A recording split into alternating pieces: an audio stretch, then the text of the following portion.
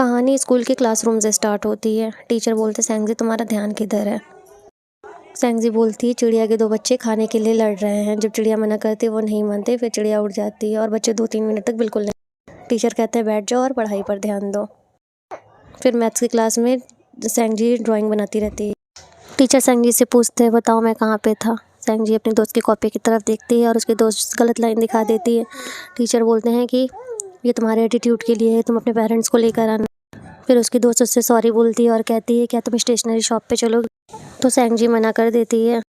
सेंगजी की दोस्त बताती है कि स्कूल के लड़के उससे साथ चलने के लिए कहते हैं, लेकिन सेंगजी साफ साफ मना कर देती हैं और दूसरी तरफ वो बच्चे उस लड़के का मजाक उड़ाते हैं। सेंगजी अपने भाई यान को मैसेज करती है कि क्या तुम हॉस्टल से आ जाओगे, मुझे तुम्हारी ज़रूरत है। उसका भाई सीधे सीधे मना कर देता है। उसे कुत्ता मिलता है, उसे प्यार करती है और बोलती है, क्या तुम मेरे भाई की तरह बड़े कुत्ते हो। फिर उसे रख देती।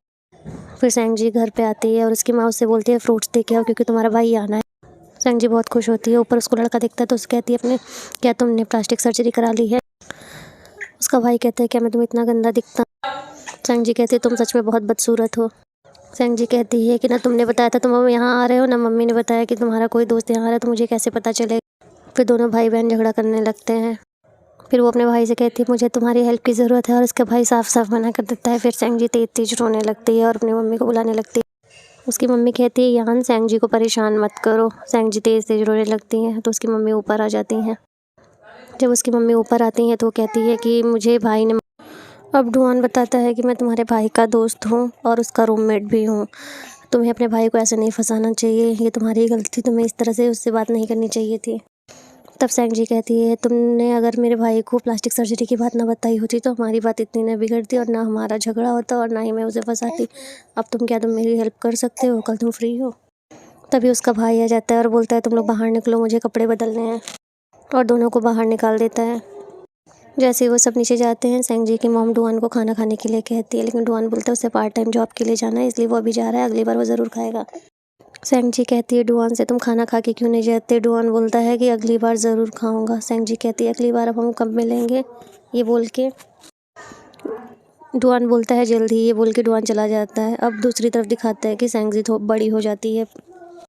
उसका भाई उसे गुड मॉर्निंग बोलता है। वो सबको गुड मॉर्निंग बोलते सिवाय अपने भाई के। उसका भाई बोलता है कि नन्ही चुड़ैल, तुम मुझे इग्नोर कर रही हो। सेंगजी बोलती वेलकम वेलकम कह के ताली बजाने लगती है। उसकी माँ कहती है कि आज खाना तुम्हारे पापा ने बनाया है, बताओ कैसा बना है। सेंगजी कहती है बहुत टेस्टी बना है। फिर यान अपने पापा से कहता है कि क्या मुझे आज गाड़ी मिल सकती है, मुझे शिफ्ट करना है। सेंगजी कहती है, क्या मैं तुम्हारी हेल्प करने चलूँ। तो यान कहता है, नहीं, मैं किसी छोटे बच्चे को वहाँ नहीं संभालना चाहूँगा।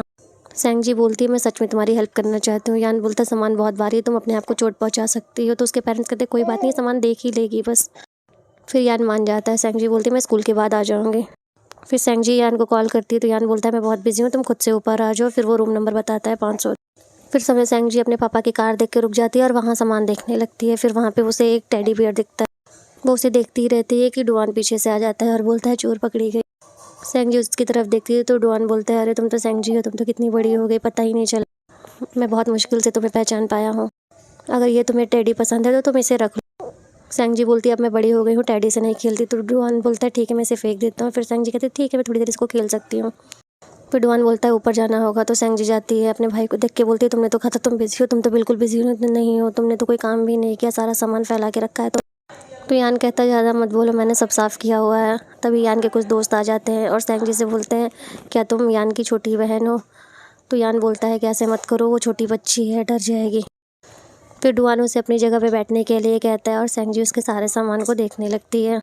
उसके दोस्त कहते हैं, तुम ये लोमड़ी फेंक क्यों नहीं देती हो, अगर तुम्हें पसंद नहीं है तो। लेकिन सेंगजी बोलती, नहीं, मैं इसे अपने पास रखूँगी। फिर वो पूछती, क्या डुआन की कोई गर्लफ्रेंड है। तो वो बोलते हैं, नहीं, उसके पास इतना टाइम ही नहीं है कि वो कोई गर्लफ्रेंड बना।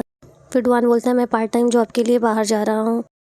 उसके दोस्त बोलते हैं, सेंगजी तुम भी बाहर चलो। तो वो सीधे सीधे मना कर देती है। फिर वो अपने घर पे आती है, डुआन की एक बुक लेके आती है। वो पढ़ने की कोशिश करती है लेकिन उसे कुछ भी समझ में नहीं है। सेंगजी बोलती है, मैं कैरेक्टर के अलावा और कुछ भी समझ नहीं पा। जब डुआन आता है तो यान बताता है कि उसकी बहन यहाँ पे कुछ भूल के गई है। फिर डुआन सेंगजी को कॉल करता है और बोलता है, तुम यहाँ पे क्या छोड़ के गई हो। तो सेंगजी बोलती है, मेरी नोटबुक है और मेरा होमवर्क करना।